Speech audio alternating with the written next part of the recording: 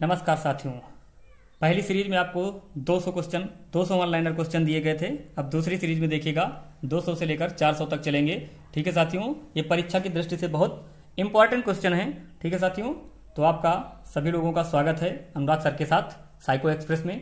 ठीक है, चैनल को लाइक और सब्सक्राइब करते रहें। जो भी कमियां हों उन कमियों को आप मुझे कमेंट्स के द्वारा बताते रहें, जिससे हम आने वाले वीडियो में उन कमियों को क्या करें, सुधार सकें। ठीक है साथियों, आप लोग ही के द्वारा बताए गए रास्तों से हम सुधार करते रहेंगे। ठीक है साथियों, जो कुछ भी होगा। ठीक है, तो हम चलते हैं 200 के आगे। ठीक है, तो ये पर्यावरण की श्रृंखला है, इसको एक बार आप जरूर देख लीजिएगा, जरूर देखिएगा। देखने का समय ना हो, केवल लगा के रख दीजिएगा, सुन लीजिएगा केवल।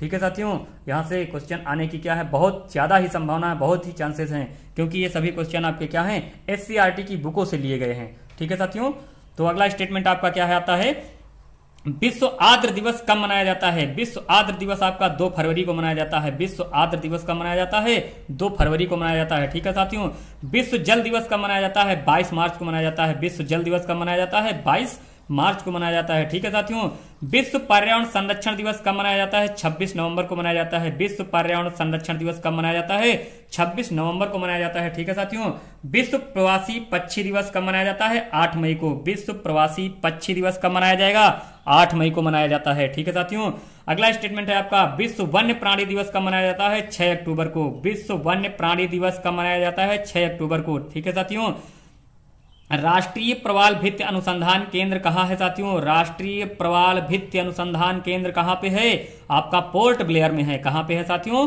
पोर्ट ब्लेयर में है। ठीक है साथियों, अंतरराष्ट्रीय टाइगर दिवस 24 या 29 जुलाई। ठीक है साथियों, अंतरराष्ट्रीय टाइगर दिवस, ठीक है, 24 से 29 जुलाई तक क्या किया जाता है, मनाया जाता है। ठीक है साथियों, अगला स्टेटमेंट है आपका बायोस्फीयर रिजर्व शब्द का प्रयोग एडवर्ड सुयस ने किया था। बायोस्फीयर रिजर्व शब्द का प्रयोग एडवर्ड सुयस ने किया था। ठीक है साथियों, भारत का राष्ट्रीय जैविक उद्यान कहाँ है, नई दिल्ली में। भारत का राष्ट्रीय जैविक उद्यान कहाँ है साथियों, नई दिल्ली में है। ठीक है साथियों, अगला स्टेटमेंट है आपका नंदा देवी जैव मंडल आरक्षित क्षेत्र किस राज्य में स्थित है। नंदा देवी जैव मंडल आरक्षित क्षेत्र किस राज्य में स्थित है, तो किस राज्य में है, उत्तराखंड राज्य में है। ठीक है साथियों, नंदा देवी जैव मंडल आरक्षित क्षेत्र किस राज्य में स्थित है साथियों, उत्तराखंड में है। ठीक है साथियों, अगला स्टेटमेंट आपका आता है, अगला स्टेटमेंट आपका क्या है साथियों, अगला स्टेटमेंट है आपका क्या, यूनेस्को द्वारा man and biosphere programme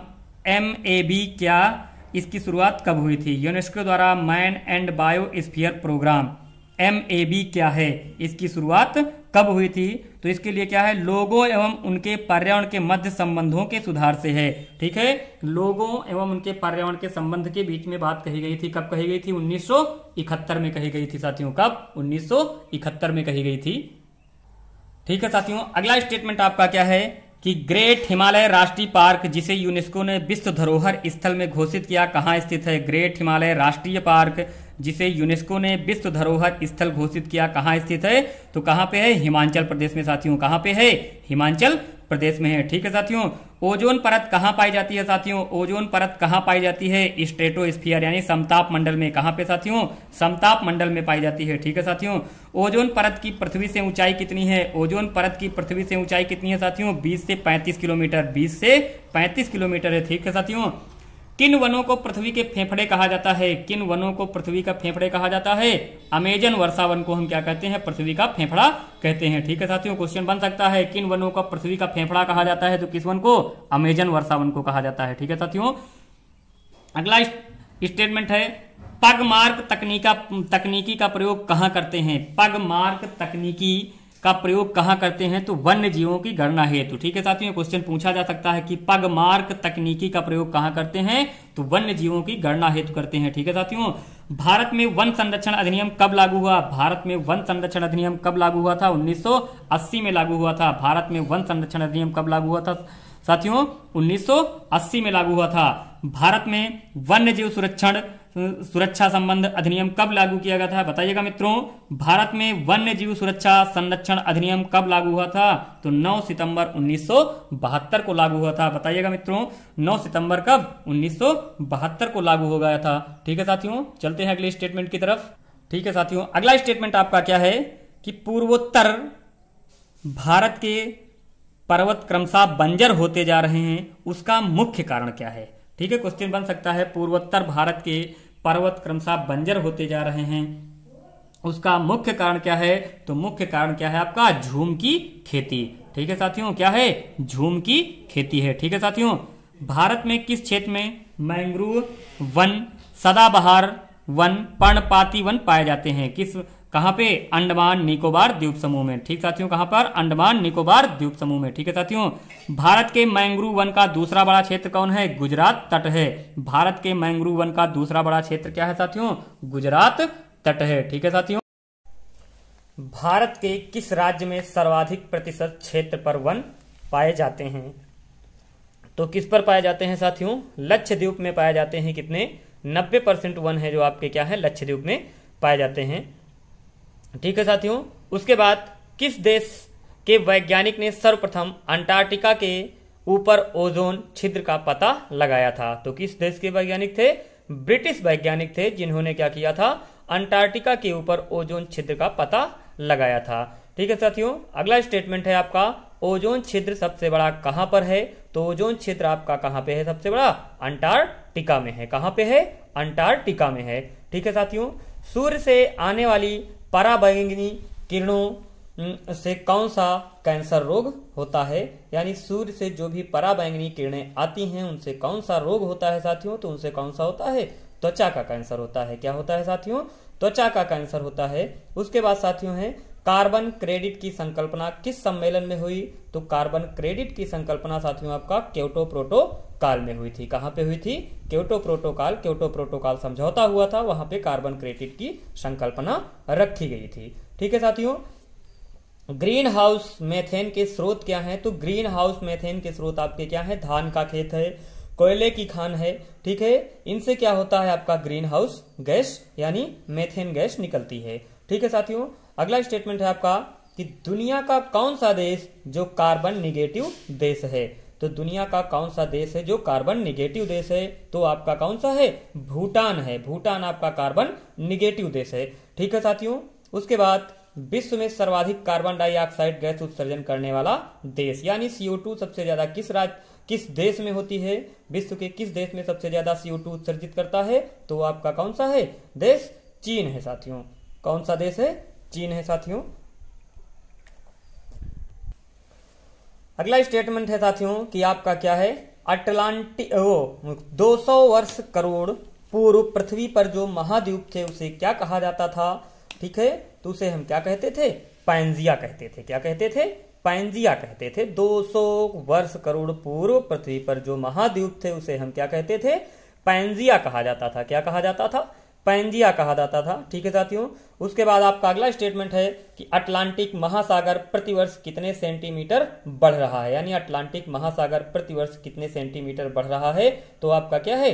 4 centimetre Atlantic महासागर बढ़ रहा है। ठीक है साथियों, वर्तमान में आज जहां हिमालय है वहां पहले क्या था? वर्तमान में आज जहां हिमालय है वहां पहले क्या था? तो वहां पहले क्या था? टेथीज सागर था। वहां पे पहले क्या था? टेथीज सागर था। ठीक है साथियों, भारत में बहने वाली कौन सी नदी दरार घाटी का उदाहरण है? भारत में बहने वाली कौन सी नदी दरार घाटी का उदाहरण है? तो आपका क्या है? नर्मदा नदी है। कौन सी है साथियों? नर्मदा नदी है जो दरार घाटी का क्या है? उदाहरण है।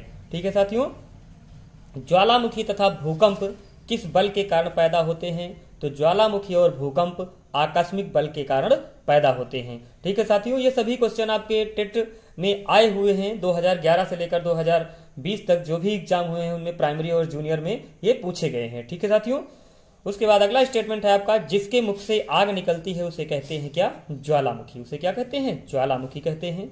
मैग्मा जिस छिद्र से बाहर निकलता है उसे क्या कहते हैं? क्रेटर या वीवर कहते हैं। उसे क्या कहते हैं? क्रेटर या वीवर कहते हैं। ठीक है साथियों, ज्वालामुखी के बाद कौन सा पर्वत बनता है? ठीक है साथियों, ज्वालामुखी के बाद कौन सा पर्वत बनता है? तो आपका कौन सा पर्वत बनेगा? शंक्वाकार ज्वालामुखी पर्वत। कौन सा? शंक्वाकार ज्वालामुखी पर्वत आपका क्या करता है? बनता है। ठीक है साथियों, अगला स्टेटमेंट है आपका क्या? एटना और स्ट्राम्बोली किस ज्वालामुखी के उदाहरण हैं? तो एटना और स्ट्राम्बोली जागृत ज्वालामुखी के उदाहरण हैं जो कहां पे हैं? सिसिली द्वीप इटली में स्थित हैं। जो कहां पे स्थित हैं? सिसिली द्वीप इटली में स्थित हैं कौन से ज्वालामुखी? एटना और स्ट्राम्बोली। ये उदाहरण किसके हैं? आपके जागृत ज्वालामुखी के। ठीक है साथियों, जापान का फ्यूजियामा तथा इटली का विसुवियस किस ज्वालामुखी के उदाहरण हैं? तो जापान का फ्यूजियामा तथा इटली का विसुवियस ज्वालामुखी जो होता है किसका है? सुषुप्त ज्वालामुखी का उदाहरण है। किस ज्वालामुखी का? सुषुप्त। ठीक है साथियों, तो जापान का फ्यूजियामा और इटली का विसुवियस कैसा है? आपका सुषुप्त ज्वालामुखी है। ठीक है साथियों, क्रेटर झील किस ज्वालामुखी से बनती है? ठीक है साथियों, क्रेटर झील का निर्माण किस ज्वालामुखी से होता है? तो शांत ज्वालामुखी से होता है। किससे होता है? शांत ज्वालामुखी से होता है। म्यांमार में एक क्रेटर झील बनी है जिसका नाम क्या है? पोपा है। अमेरिका के ओरेगन राज्य में भी एक क्रेटर झील बनी हुई है। ठीक है साथियों, अगला है आपका बैरन ज्वालामुखी कहाँ स्थित है? ठीक है साथियों, बैरन ज्वालामुखी कहाँ स्थित है? अंडमान निकोबार द्वीप समूह में। कहाँ पे साथियों? अंडमान निकोबार द्वीप समूह में। ठीक है साथियों, ज्वालामुखी क्षेत्र की कितनी पेटियां हैं? तो ज्वालामुखी क्षेत्र की 2 पेटियां हैं, एक प्रशांत महासागर में और एक आप कहाँ अटलांटिक महासागर में। एक प्रशांत महासागर में, एक आपका कहाँ? अटलांटिक महासागर में है। ठीक है साथियों, किस पर्वतीय क्षेत्र में अधिकतर ज्वालामुखी आते हैं? ठीक है, किस पर्वतीय क्षेत्र में अधिकतर ज्वालामुखी आते हैं? तो मोड़दार पर्वत क्षेत्र जो होते हैं वहां पे ज्वालामुखी क्या होते हैं? अधिकतर आते हैं। ठीक है साथियों, ठीक है साथियों, अगला स्टेटमेंट है आपका क्या? लावा से बनी काली मिट्टी किस फसल के लिए उपयोगी होती है? लावा से बनी काली मिट्टी किस फसल के लिए उपयोगी होती है? तो लावा से बनी काली मिट्टी के लिए कौन सी फसल है? गन्ना तथा कपास की फसल क्या होती है? उपयोगी होती है। ठीक है साथियों, ज्वालामुखी प्रदेश में गर्म जल स्रोत मिलते हैं जिसके पानी में घुला रहता है, जो चर्म रोग के लिए क्या है? अधिक लाभकारी है। ठीक है साथियों, ज्वालामुखी प्रदेश में गर्म जल के स्रोत मिलते हैं जिससे पानी में क्या होता है? क्या घुला रहता है? गंधक घुला रहता है, जो चर्म रोग के लिए क्या है? लाभकारी है। ठीक है साथियों, उसके बाद अगला स्टेटमेंट है आपका कि समुद्र में ज्वालामुखी विस्फोट से जल उबलने लगता है जिसे कहते हैं, उसे कहते हैं क्या? बड़वा नल। ठीक है साथियों, एक बड़वा नल है, एक दावाग्नि है, एक जठराग्नि है। ठीक है साथियों, तो जठराग्नि जो होती है वो आपकी भूख यानी आपके पेट में जो क्षुद्रा लगती है, भूख लगती है, उसे हम जठराग्नि कहते हैं। बड़वा नल समुद्र में लगती है। दावाग्नि आप में क्या होती है? जंगल में लगती है। ठीक है साथियों, उसके बाद अगला स्टेटमेंट है आपका किस महासागर के दोनों तटीय भागों पर अधिक भूकंप आते हैं? तो प्रशांत महासागर को हम भूकंप की पेटी कहते हैं। इसका दूसरा क्षेत्र भूमध्य सागर से हिमालय पर्वत तक फैला है जिसे अंतः महाद्वीपीय पेटी कहा जाता है। ठीक है साथियों, उसके बाद अगला स्टेटमेंट है आपका पृथ्वी की सतह पर कितने किलोमीटर की गहराई में भूकंप उत्पन्न होते हैं? तो पृथ्वी की कितनी किलोमीटर की सतह में यानी 300 किलोमीटर से 700 किलोमीटर की गहराई में क्या होते हैं? भूकंप उत्पन्न होते हैं। ठीक है साथियों, अगला स्टेटमेंट है आपका कि भूकंप की सर्वाधिक विनाशकारी तरंगे कौन सी हैं? भूकंप की सर्वाधिक विनाशकारी तरंगे कौन सी हैं? तो कौन सी हैं? धरातलीय तरंगे। कौन सी तरंगे हैं साथियों? धरातलीय तरंगे हैं। ठीक है साथियों, ठीक है साथियों, अगला स्टेटमेंट है आपका क्या? दिसंबर 2004 में भारत के किस तट पर सुनामी ने कहर बरसाया था? तो किस तट पे? पूर्वी तट पे। किस तट पे? पूर्वी तट पे। तट पूछा जाता है ना कि क्या राज्य पूछा जा रहा है। ठीक है, दिसंबर 2004 में भारत के किस तट पर सुनामी ने कहर बरपाया था? तो किस तट पर? पूर्वी तट पर। ठीक है साथियों, सुनामी किस भाषा का शब्द है? तो सुनामी जापानी भाषा यानी जापान से भूकंप आते हैं इसलिए उसका नाम क्या रखा गया था? सुनामी। ठीक है साथियों, भूकंप मापने के पैमाने को कहते हैं, तो भूकंप मापने के पैमाने को हम क्या कहते हैं? रिएक्टर स्केल कहते हैं। ठीक है साथियों, भूकंपीय प्राथमिक तरंगे पृथ्वी को कितने मिनट में पार कर देती हैं? ठीक है, भूकंपीय प्राथमिक तरंगे पृथ्वी को कितने मिनट में पार करेंगी? तो यानी 21 मिनट में क्या करती हैं? पार कर देती हैं। ठीक है साथियों, 21 मिनट में पार कर देती हैं। उत्तरी अमेरिका में प्रेरी नामक घास के मैदान पाए जाते हैं। इसमें कुत्ते, बिसन आदि जंगली जानवर पाए जाते हैं। ठीक है साथियों, क्वेश्चन इंपॉर्टेंट है, पूछा जाता है कि प्रेरी नामक घास के मैदान कहाँ पे पाए जाते हैं? तो उत्तरी अमेरिका में पाए जाते हैं। ठीक है साथियों, दक्षिण अमेरिका व अर्जेंटीना में पंपास नामक घास के मैदान पाए जाते हैं। इसमें जंगली भैंसा, पंपा, हिरण, रीपा पक्षी आदि जानवर क्या होते हैं? पाए जाते हैं। ठीक है साथियों, दक्षिण अमेरिका और अर्जेंटीना में कौन से घास के मैदान है? पंपास घास के मैदान पाए जाते हैं। ठीक है साथियों, उसके बाद ऑस्ट्रेलिया में क्या होता है, ऑस्ट्रेलिया में डाउन्स घास के मैदान पाए जाते हैं जिसमें एमू, कंगारू, कोका, बुर्रा आदि जीव क्या होते हैं, पाए जाते हैं। क्वेश्चन बनेगा आपका कि डाउन्स घास के मैदान कहाँ पे पाए जाते हैं, तो डाउन्स घास के मैदान आपके कहाँ पे पाए जाते हैं, ऑस्ट्रेलिया में पाए जाते हैं। ठीक है साथियों, अगला स्टेटमेंट है साथियों आपका क्या, दक्षिण अमेरिका में वेल्ड नामक घास के मैदान पाए जाते हैं। दक्षिण अमेरिका में कौन से मैदान पाए जाते हैं, वेल्ड नामक घास के मैदान पाए जाते हैं। ठीक है साथियों, यूरेशिया में स्टेप नामक घास के मैदान पाए जाते हैं जिसमें जंगली घोड़े पाए जाते हैं। यूरेशिया में स्टेप नामक घास के मैदान पाए जाते हैं जिसमें जंगली घोड़े पाए जाते हैं। ठीक है साथियों, एशिया के स्टेपी प्रदेश में किर्गिज, कजाक नामक खानाबदोश जातियां पाई जाती हैं जो दक्षिण पश्चिमी साइबेरिया के क्या हैं, मूल निवासी हैं। ठीक है साथियों, क्वेश्चन बनेगा आपका कि किन प्रदेशों में कजाक नामक खानाबदोश जनजाति पाई जाती है, तो एशिया के स्टेपी प्रदेश में। ठीक है साथियों, भारतीय संविधान के अनुच्छेद 79 में यह व्यवस्था की गई है कि देश के लिए क्या होगी, संसद होगी जो राष्ट्रपति एवं दोनों सदनों यानी लोकसभा, निम्न सदन यानी लोकप्रिय सदन, राज्यसभा, उच्च सदन से मिलकर बनेगी। ठीक है साथियों, भारतीय संविधान के अनुच्छेद 79 में व्यवस्था की गई है कि देश के लिए क्या होगी, एक संसद बनेगी। उस संसद में एक राष्ट्रपति होगा जिसमें 2 सदन होंगे, एक लोकसभा, एक आपका क्या होगा, लोकसभा जिसे हम निम्न सदन या लोकप्रिय सदन कहते हैं, दूसरा आपका क्या होगा, राज्यसभा, उच्च सदन से मिलकर क्या होती है, ये बनेगी। ठीक है साथियों, अगला स्टेटमेंट है साथियों, भारतीय मूल संविधान में लोकसभा सदस्य संख्या निश्चित की गई थी। भारतीय मूल संविधान में लोकसभा सदस्य संख्या निश्चित की गई थी, तो कितनी निश्चित की गई थी साथियों, 500 निश्चित की गई थी। कितनी निश्चित की गई थी,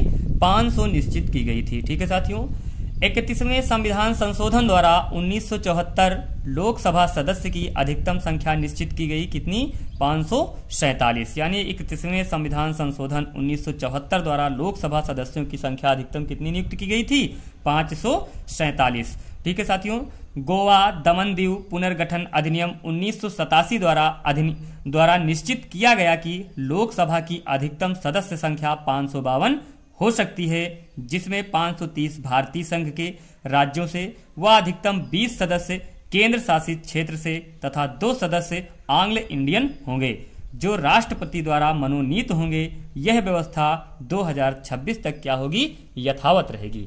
ठीक है साथियों, तो गोवा दमन दीव पुनर्गठन अधिनियम 1987 द्वारा निश्चित किया गया कि भारत में कितनी होनी चाहिए लोकसभा सदस्यों की संख्या, 552 होनी चाहिए, जिसमें आपके क्या होंगे, 530 भारतीय लोग होंगे और संघ से क्या होंगे, 20 सदस्य होंगे तथा 2 सदस्य आंग्ल इंडियन नियुक्त किए जाएंगे राष्ट्रपति के द्वारा। और यह व्यवस्था आपकी 2026 तक क्या होगी, यथावत बनी रहेगी। ठीक है साथियों, उसके बाद वयस्क मताधिकार की आयु पहले 21 वर्ष थी, किंतु 61वें संविधान संशोधन 1980 द्वारा यह आयु 21 वर्ष से घटाकर 18 वर्ष कर दी गई थी। ठीक है साथियों, वयस्क मताधिकार की आयु पहले 21 वर्ष थी, किंतु 61वें संविधान संशोधन 1980 द्वारा यह आयु 21 वर्ष से घटाकर क्या कर दी गई थी, 18 वर्ष कर दी गई थी। ठीक है साथियों,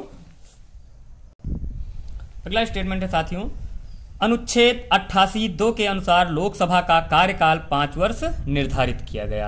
अनुच्छेद 88(2) के अनुसार लोकसभा का कार्यकाल कितने वर्ष, 5 वर्ष निर्धारित किया गया। ठीक है साथियों, संसद विधि द्वारा लोकसभा का कार्यकाल बढ़ा सकती है, किंतु यह अवधि 1 वर्ष में एक बार से अधिक नहीं होगी। ठीक है, संसद क्या कर सकती है, इसको 1 वर्ष में 1 वर्ष के लिए बढ़ा सकती है, लेकिन एक बार से अधिक नहीं होगी। ठीक है साथियों, 1976 में लोकसभा का कार्यकाल 2 बार 1-1 वर्ष के लिए बढ़ाया गया था। ठीक है साथियों, कब बढ़ाया गया था, 1976 में बढ़ाया गया था लोकसभा का कार्यकाल 2 बार 1-1 वर्ष के लिए। ठीक है साथियों, उसके बाद अगला है कि अनुच्छेद 93 के अनुसार लोकसभा अपने सदस्यों में से एक अध्यक्ष व एक उपाध्यक्ष का चुनाव करती है। अनुच्छेद 93 के अनुसार लोकसभा अपने सदस्यों में से एक अध्यक्ष एवं एक उपाध्यक्ष का क्या करती है, चुनाव करती है। ठीक है साथियों, अनुच्छेद 102 के अनुसार लोकसभा की योग्यताएं निर्धारित की गई हैं। अनुच्छेद 102 के अनुसार लोकसभा की योग्यताएं क्या की गई हैं, निर्धारित की गई हैं। ठीक है, क्वेश्चन बनेगा कि किस अनुच्छेद के द्वारा लोकसभा की योग्यताएं निर्धारित की गई हैं, तो किस अनुच्छेद द्वारा साथियों, 102 अनुच्छेद द्वारा। उसके बाद अगला स्टेटमेंट है, लाभ के पद के संबंध में अनुच्छेद 102 का में बताया गया, जबकि राज्यों में विधानमंडल के लिए ऐसा प्रावधान अनुच्छेद 191 में है। ठीक है साथियों, लोकसभा तथा राज्यसभा के अधिवेशन राष्ट्रपति द्वारा बुलाए जाते हैं। लोकसभा की 2 बैठकों में 6 मास से अधिक का अंतर नहीं होना चाहिए। लोकसभा तथा राज्यसभा के अधिवेशन राष्ट्रपति द्वारा बुलाए जाते हैं। लोकसभा की 2 बैठकों में 6 मास से अधिक का अंतर नहीं होना चाहिए। लोकसभा राष्ट्रपति के विरुद्ध महाभियोग का प्रस्ताव ला सकती है, लेकिन वह राज्यसभा द्वारा भी पारित होना चाहिए। ठीक है साथियों, लेकिन वो राज्यसभा द्वारा भी क्या होना चाहिए, पारित होना चाहिए। लोकसभा राष्ट्रपति के विरुद्ध महाभियोग का प्रस्ताव ला सकती है, लेकिन वह राज्यसभा द्वारा क्या होना चाहिए, पारित होना चाहिए। ठीक है साथियों, लोकसभा उच्च और उच्चतम न्यायालय के न्यायाधीशों के विरुद्ध महाभियोग ला सकती है, किंतु प्रस्ताव दोनों सदनों के 2/3 बहुमत से पारित होना चाहिए। ठीक है साथियों, यानी उच्चतम न्यायालय के न्यायाधीशों के विरुद्ध महाभियोग कौन ला सकता है, लोकसभा ला सकती है, लेकिन दोनों सदनों में क्या होना चाहिए, प्रस्ताव होना चाहिए, और दोनों सदनों से 2/3 सदस्य उस बहुमत को क्या करेंगे, पारित करेंगे। ठीक है साथियों, अगला स्टेटमेंट है, उपराष्ट्रपति को हटाने के लिए राज्यसभा द्वारा पारित प्रस्ताव पर लोकसभा का अनुमोदन आवश्यक है। ठीक है साथियों, अगर उपराष्ट्रपति को हटाना है तो राज्यसभा द्वारा पारित प्रस्ताव लोकसभा का उसमें अनुमोदन क्या होना चाहिए, आवश्यक होना चाहिए, तभी हम राष्ट्रपति को क्या कर सकते हैं, उसके पद से हटा सकते हैं। ठीक है साथियों, उसके बाद साथियों अगला स्टेटमेंट है, संविधान संशोधन की शक्ति प्राप्त है। संविधान संशोधन की शक्ति प्राप्त है तो किसे प्राप्त है, लोकसभा को। संविधान संशोधन की शक्ति किसे प्राप्त है, लोकसभा को प्राप्त है। ठीक है साथियों, उसके बाद संसद का द्वितीय अथवा उच्च सदन कौन है, संसद का द्वितीय अथवा उच्च सदन कौन सा है आपका, राज्यसभा। राज्यसभा को हम संसद का उच्च सदन कहते हैं। ठीक है साथियों, अनुच्छेद 80A के अनुसार राज्यसभा के सदस्यों की संख्या 250 हो सकती है। यह आपका क्या है, एक स्थायी सदन है। यह आपका क्या है, एक स्थायी सदन है। ठीक है साथियों, अगला स्टेटमेंट है कि 238 सदस्य राज्यों और संघ शासित क्षेत्रों की विधानसभाओं के निर्वाचित सदस्यों द्वारा अप्रत्यक्ष निर्वाचन पद्धति यानी एकल संक्रमणी पद्धति द्वारा निर्वाचित किए जाते हैं। ठीक है साथियों, 12 सदस्य कहां से आएंगे, आपके साहित्य, विज्ञान, कला तथा सामाजिक क्षेत्रों के विशेषज्ञ होते हैं, जो राष्ट्रपति द्वारा क्या होते हैं, मनोनीत होते हैं। ठीक है साथियों, 238 सदस्यों का क्या होता है, एकल संक्रमणी पद्धति के द्वारा राज्यसभा में चुनाव होता है, जबकि 12 सदस्य जो होते हैं आपके, वो साहित्य, विज्ञान, कला तथा सामाजिक क्षेत्र में विशेषज्ञ होते हैं। उनको कौन नियुक्त करता है, तो उनको राष्ट्रपति नियुक्त करता है। ठीक है साथियों, तो क्वेश्चन बनता है कि राज्यसभा में राष्ट्रपति कितने सदस्यों को नियुक्त करता है, तो कितने सदस्यों को, 12 सदस्यों में। अगर यही क्वेश्चन बन जाए लोकसभा में कितने सदस्यों को नियुक्त करता है, तो लोकसभा में 2 सदस्यों को क्या करता है, नियुक्त करता है। ठीक है साथियों, अगला स्टेटमेंट है कि राज्यसभा में उत्तर प्रदेश में 31 सदस्य, देश में सर्वाधिक व उत्तरांचल से 3 सदस्य होते हैं। ठीक है साथियों, राज्यसभा में उत्तर प्रदेश के कितने सदस्य होते हैं, 31 सदस्य होते हैं, जो देश में क्या हैं, सर्वाधिक हैं, जिसमें 3 सदस्य किसके, उत्तरांचल राज्य के भी क्या हैं, शामिल हैं। ठीक है साथियों, जिसमें उत्तरांचल राज्य के भी क्या हैं, शामिल हैं। अगला स्टेटमेंट है साथियों आपका क्या, राज्यसभा कभी भी भंग नहीं होती। राज्यसभा हमारी जो होती है कभी भी भंग नहीं होती है। इसके सदस्यों का कार्यकाल 6 वर्ष का होता है। 1/3 सदस्य प्रत्येक 2 साल में अवकाश ग्रहण करते हैं। ठीक है साथियों, राज्यसभा कभी भंग नहीं होती। क्वेश्चन बनता है कि कौन सा सदन है जो कभी भंग नहीं होता है, तो आपका राज्यसभा है जो कभी भंग नहीं होती है। इनके सदस्यों का जो कार्यकाल होता है वो 6 वर्ष होता है, और 1/3 सदस्य प्रत्येक 2 साल में क्या करते हैं, अवकाश ग्रहण कर लेते हैं। ठीक है साथियों, अगला स्टेटमेंट आपका आता है कि राज्यसभा के 2 प्रमुख पदाधिकारी कौन से होते हैं, तो 2 प्रमुख पदाधिकारी जो होंगे वो ये आपका होगा सभापति, दूसरा होगा क्या, उप सभापति। ठीक है साथियों, भारत का उपराष्ट्रपति राज्यसभा का पदेन सभापति होता है। ठीक है, क्वेश्चन बनता है आपका कि जो राज्यसभा का सभापति होता है वो कौन होता है, तो राज्यसभा का जो सभापति होगा वो क्या होगा, भारत का उपराष्ट्रपति होगा। ठीक है साथियों, अनुच्छेद 52 के अनुसार भारत का एक राष्ट्रपति होना चाहिए। किस अनुच्छेद के द्वारा? अनुच्छेद 52 के द्वारा कि भारत का एक प्रेसिडेंट होना चाहिए। ठीक है साथियों, राष्ट्रपति का चुनाव एकल संक्रमणीय पद्धति द्वारा होता है। क्वेश्चन बनेगा कि राष्ट्रपति का चुनाव किस पद्धति द्वारा होता है? तो किस पद्धति द्वारा? एकल संक्रमणीय पद्धति द्वारा। ठीक है साथियों, उसके बाद अगला स्टेटमेंट है आपका कि राष्ट्रपति राज्यपालों, राजदूतों, उच्चतम न्यायालय के न्यायाधीशों, उच्च न्यायालय के न्यायाधीशों, लोक सेवा आयोग के सदस्यों की क्या करता है? नियुक्ति करता है। ठीक है, ये राष्ट्रपति किसकी किसकी नियुक्ति करता है? तो राष्ट्रपति राज्य के जितने भी राज्यपाल होंगे उनकी नियुक्ति करेगा, राजदूत जितने होंगे उनकी नियुक्ति करेगा, उच्चतम न्यायालय के जितने भी न्यायाधीश होंगे उनकी नियुक्ति करेगा, उच्च न्यायालय के न्यायाधीशों की क्या करेगा? नियुक्ति करेगा, और लोक सेवा आयोग के जो सदस्य होंगे उनकी नियुक्ति कौन करता है? राष्ट्रपति करता है। ठीक है साथियों, उसके बाद अगला स्टेटमेंट है आपका क्या साथियों कि अनुच्छेद 252 के अनुसार राष्ट्रपति युद्ध, बाह्य आक्रमण या सशस्त्र विद्रोह पर संकट काल की घोषणा कर सकता है।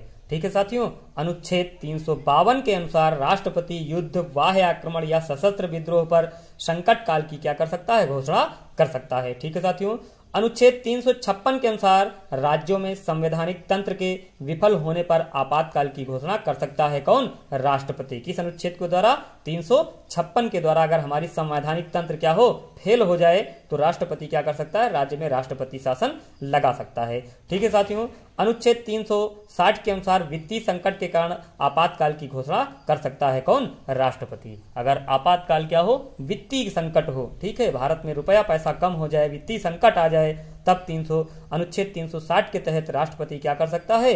आपातकाल लगा सकता है। ठीक है साथियों, अनुच्छेद 70 के अनुसार राष्ट्रपति को अपने कार्यों का संपादन करने में सहायता और मंत्रणा देने के लिए एक मंत्रिपरिषद होती है, जिसका प्रधान कौन होता है? प्रधानमंत्री होता है। ठीक है साथियों, राष्ट्रपति को अपने कार्यों का संपादन करने में सहायता और मंत्रणा देने के लिए एक मंत्रिपरिषद होती है, जिसका प्रधान कौन होता है? आपका प्रधानमंत्री होता है। ठीक है साथियों, भारतीय संविधान के अनुसार मंत्री 3 प्रकार के होते हैं। भारतीय संविधान के अनुसार मंत्री कितने प्रकार के होते हैं?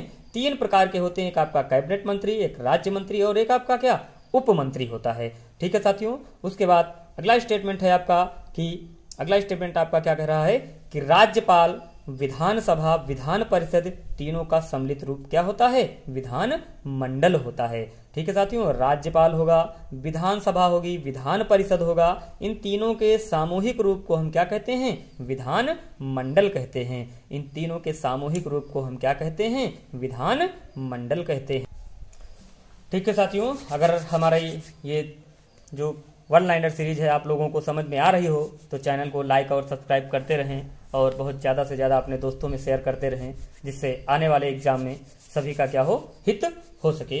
ठीक है साथियों, अब चलते हैं अगले स्टेटमेंट की तरफ कि 91वें संविधान संशोधन 2003 के अनुसार मंत्रिपरिषद की अधिकतम सदस्य संख्या यानी निम्न सदन की यानी लोकसभा की कुल सदस्य संख्या की 15% तक होगी। ठीक है साथियों, 91वें संशोधन द्वारा 2003 के अनुसार मंत्रिपरिषद की अधिकतम संख्या लोकसभा की कुल सदस्य की 15% तक होगी। ठीक है साथियों, बिहार, उत्तर प्रदेश, जम्मू कश्मीर, कर्नाटक, महाराष्ट्र व आंध्र प्रदेश में द्विसदनीय व्यवस्थापिका है तथा शेष राज्यों में एक सदनीय व्यवस्थापिका है। तो क्वेश्चन बनता है कि इनमें से किस राज्य में द्विसदनीय व्यवस्थापिका है या इनमें से किस राज्य में एक सदनीय व्यवस्थापिका है। तो द्विसदनीय वाले आपको याद रखना है। तो द्विसदन की व्यवस्था कहाँ पे है? आपका बिहार में है, उत्तर प्रदेश में है, जम्मू कश्मीर में है, कर्नाटक में है, महाराष्ट्र में है और आंध्र प्रदेश में है। ठीक है साथियों, उसके बाद अगला स्टेटमेंट आपका आता है कि अनुच्छेद 170A के अनुसार किसी भी राज्य की विधानसभा के सदस्यों की अधिकतम संख्या 500 और न्यूनतम 60 होगी। सिक्किम, गोवा, मिजोरम, अरुणाचल प्रदेश इसके क्या हैं? अपवाद हैं। ठीक है साथियों, सिक्किम, गोवा, मिजोरम, अरुणाचल प्रदेश इसके क्या हैं? अपवाद स्वरूप में आते हैं। ठीक है साथियों, उत्तर प्रदेश में विधानसभा के सदस्यों की संख्या कितनी है? 403 है। ठीक है, वह एंग्लो इंडियन क्या है? आपका 1 है। ठीक है साथियों, उत्तर प्रदेश में विधानसभा के सदस्यों की संख्या पूछा जाएगा तो कितना है? 403 और एंग्लो इंडियन क्या है? आपका 1 आ जाता है। ठीक है साथियों, उसके बाद अगला स्टेटमेंट है अंडमान निकोबार द्वीप समूह, चंडीगढ़, दादर और नगर हवेली, दमन दीव, लक्षद्वीप, दिल्ली, पांडिचेरी, ये आपके क्या हैं, केंद्र शासित क्षेत्र हैं। ठीक है साथियों, प्रेजेंट में केंद्र शासित क्षेत्रों की संख्या क्या हो चुकी है, बढ़ चुकी है। ठीक है, तो ये हमारे पास पुराना मैटर था, लेकिन प्रेजेंट में क्या है, बढ़ चुकी है, तो उसको आप देख लीजिएगा। ठीक है साथी, जो राज्य बढ़े हुए हैं। ठीक है साथियों, उसके बाद दिल्ली और पुडुचेरी में विधानसभा सीटें 70 व 30 हैं। ठीक है साथियों, दिल्ली में 70 सीटें हैं और पांडिचेरी में क्या हैं, 30 सीटें हैं। ठीक है साथियों, उसके बाद आपका आता है क्या, 30 सीटें हैं। ठीक है साथियों, फिर अगला स्टेटमेंट आपका आता है क्या साथियों, अनुच्छेद 133 के अनुसार राज्य में राज्यपाल की नियुक्ति की जाती है। अनुच्छेद 133 के अनुसार राज्य में राज्यपाल की नियुक्ति की जाती है, किसके द्वारा, राष्ट्रपति के द्वारा। संविधान के अनुसार एक ही व्यक्ति 2 या 2 से अधिक राज्यों का राज्यपाल नियुक्त किया जा सकता है। ठीक है साथियों, एक व्यक्ति को हम 1 से अधिक राज्यों का राज्यपाल बना सकते हैं। ठीक है साथियों, अनुच्छेद 164 के अनुसार मुख्यमंत्री की नियुक्ति कौन करेगा, राज्यपाल करेगा। अनुच्छेद 164 के अनुसार मुख्यमंत्री की नियुक्ति कौन करता है, राज्यपाल करता है। ठीक है साथियों, ये हैं आपके 300 वन लाइनर क्वेश्चन। ठीक है साथियों, इसके आगे की श्रृंखला सीरीज आपको अगले वीडियो में देंगे। ठीक है साथियों, चैनल को लाइक और सब्सक्राइब करते रहें, जिससे हमारा क्या हो, हौसला बुलंद हो, हम लोगों को नित नए वीडियो देते रहें। ठीक है साथियों, तब तक के लिए धन्यवाद। जय हिंद, जय भारत।